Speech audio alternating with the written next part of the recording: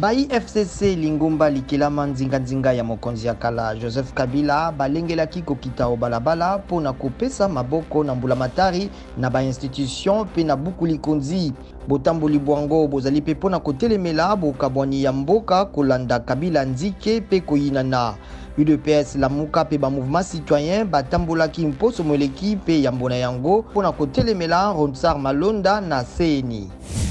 Bitumba makasi bingalaki kati na batumbuki ya M23 na mampinga ya ekolo Congo Démocratique na Rutshuru na Nord Kivu. Basoda basato bakufaki pe moko azokaki kolanda société civile na baromètre sécuritaire ya Kivu. Mokambi ya M23 asengaki mbulamatari kosilisa na lombango bozongi ya babundi ya Lingomba liye uta Rwanda pe Uganda. Akebisaki ete bato mabe basalela ntango eye ezali koleka. Misala mia bosembo mia ekolo France mifungoli lisusu bolukiluki simana kubika na liwa ya Général Ferdinand Mbau mokambi ya garde présidentielle na bokonzi ya Pascal Lissouba. Général Mbau abikaki na liwa mbala mibale na Savoie na France epai wapi ya Kima uto 1997 sima na président Denis Sassou Nguesso kobotola bokonzi.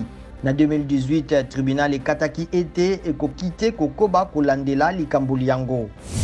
Mbulamatari ya États-Unis esengi na Chine kokanga consulat na yango na Houston eye efundami kozala esika banongi to ba espion mingi ya Chine bazwami. Bakonzi ya Chine bakebisi kozongisela Amerika etumbu ya lolenge moko.